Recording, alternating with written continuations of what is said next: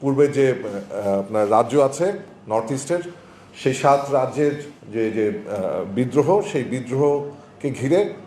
Over sensitivity ভারতের আছে বাংলাদেশকে নিয়ে, এবং তার প্রেক্ষিতেই কিন্তু আমরা কাঁটাতারের বিষয়টাও দেখেছিলাম, এবং ক্রস বর্ডার ইমিগ্রেশনটা কতটা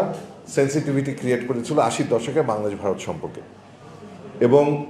এই সিকিউরিটি কনসার্নটাকে অ্যাড্রেস করার জন্য ভারত কিন্তু বিভিন্ন সময়ে, বিশেষ করে এই 7 যে 7 সিস্টার যাদেরকে বলি, বাংলাদেশ ভারত সম্পর্কের ক্ষেত্রে কিন্তু আমরা দেখেছি আঞ্চলিক সহযোগিতার ইস্যুটা ভিন্ন কিছু ধারাও তৈরি হয়েছিল 90 এবং 90-এর দশকের মাঝখান থেকে শেষ পর্যন্ত আমরা এই সাব রিজিওনাল ইকনমিক গ্রোথের আইডিয়াটা কিংবা গ্রোথ ট্রায়াঙ্গেলের আইডিয়াগুলো কিন্তু আমরা দেখেছি। এবং সেই সময় ভারত বাংলাদেশের আধিপত্যের সম্পর্কটা এত খোলামেলা ছিল না, কিন্তু এই খোলামেলাটা হওয়ার মধ্য দিয়ে আমি মনে করছি, বিশেষ করে যখন গণতান্ত্রিক নির্বাচন, ন্যূনতম যে নির্বাচনী গণতন্ত্র যখন ছিল, এই পররাষ্ট্রনীতির ক্ষেত্রে এক ধরনের নেগোসিয়েশন রিনেগোসিয়েশনের মধ্যে দিয়ে যেতে বাধ্য হতো। কারণ আমরা একসময় দেখছি আওয়ামী লীগ আসছে, পরে আবার বিএনপি আসছে, আবার আওয়ামী লীগ আসছে, বিএনপি আসছে, যার জন্য ভারতের ক্ষেত্রে তাদের দর্শনগত অন্তত পক্ষে আপাত দৃষ্টিতে কিছু পার্থক্য থাকার কারণে এইসব ক্ষেত্রে কিন্তু কিছু নেগোসিয়েশন কিংবা রিনেগোসিয়েশনের সুযোগ ছিল। কিন্তু পরবর্তীতে বিশেষ করে 2008 সালের পরে ন্যূনতম যে নির্বাচনী গণতন্ত্র, অন্য গণতন্ত্র আমি বাদ দিলাম, অন্তত পক্ষে ভোট দিতে পারার যে গণতন্ত্র, সেইটুকু যখন আর থাকলো না, মূলত বাংলাদেশকে আমি ভারত সম্পর্কের ক্ষেত্রে শুধু আধিপত্য লেন্স দিয়ে দেখতে চাই না, অনাচারের একটা ছিটমহলে পরিণত হলো ভারতের জন্য বাংলাদেশ।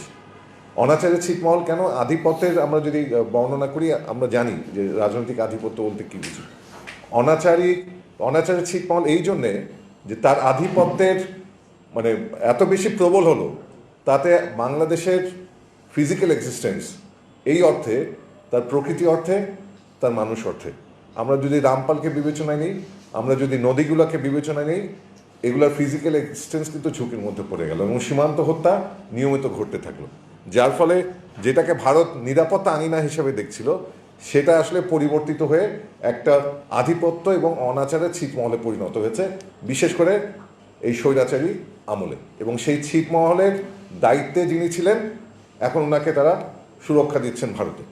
তার মানে কী ধরনের সম্পর্ক তৈরি হলো, এবং পররাষ্ট্র নীতির ক্ষেত্রে রাষ্ট্রের সাথে রাষ্ট্রের সম্পর্কটা শেষ পর্যন্ত ছিটমহলের যিনি দায়িত্ব পেয়েছিলেন, তার সাথে ভারতের যারা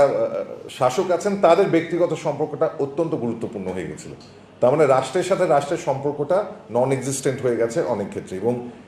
বিশেষ করে এই পরিবর্তনের মধ্য দিয়ে ভারতের যে প্রতিক্রিয়া, সেই প্রতিক্রিয়ার মধ্যে দিয়ে এটা খুবই স্পষ্ট হয়ে গেছে, বাংলাদেশকে রাষ্ট্র হিসেবে বিবেচনায় নিতেও তাদের কষ্ট, যেহেতু সেই ছিটমহলের দায়িত্বে যিনি ছিলেন তিনি এখন আসলে নেই।